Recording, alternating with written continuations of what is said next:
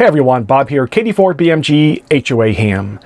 With the support and help of the XYL, I have a completely renovated ham shack, and I've begun publishing a series of building out the ham shack to help particularly new hams along. There are certain elements which are just foundational to every ham shack. You install them once and you should be able to forget about them. They just are the foundation and the support of the ham shack. You push a button, your power turns on. You have a power pole distribution block. It's just there waiting for you to plug something new into it. I just completed the review of the MFJ 4230 MVP power supply, and today we're going to talk about power pole distribution blocks. Every power supply for ham radio comes with power pole connectors either on the front or back of the unit. And from these power pole connectors, you can go directly to your radio, or you can go into a distribution block, so you can plug in numerous pieces of gear.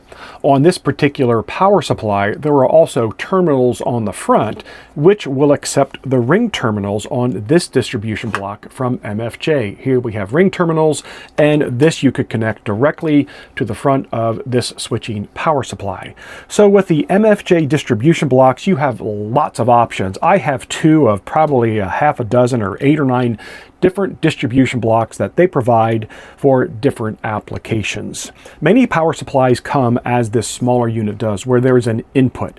So your output on the back of your power supply, you would take a cord with power poles connected and bring the power to the input side of your distribution block. It has a 30 amp fuse. So it's expecting to blow if you draw more than 30 amps from the combination of these 3 fuses. Let me give you a little hint here. You could put a 25 amp fuse here, a 25 amp fuse here, and a 25 amp fuse here.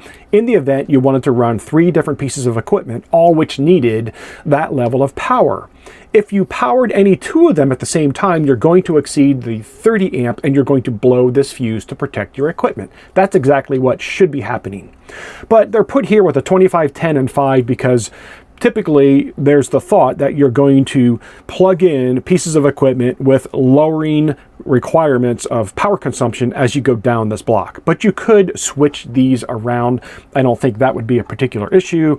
And if you wanted to run 3 pieces of gear that required a 25 amp fuse, you can replace the 10 and the 5 with 25 amps. You just can't run them all at the same time. So be aware of that. With this particular distribution block, we have 40 amps input, and then a lot of variation in the various fuses on all the different power poles. Again, I don't believe it would be any problem to switch the amperage around of these fuses, and as long as you don't pull more than 40 amps overall, you should be good to go. One of the benefits of this more sophisticated unit is that you do have an on-off switch, and you also have a DC voltmeter here on it. That may be useful to you.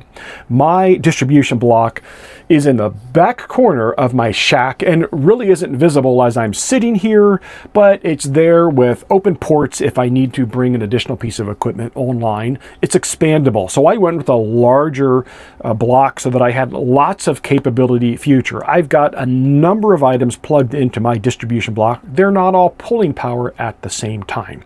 So you have the option to go with something more basic, or perhaps you want this for portable operations, and maybe something a little bit more sophisticated and large with more ports for in the shack.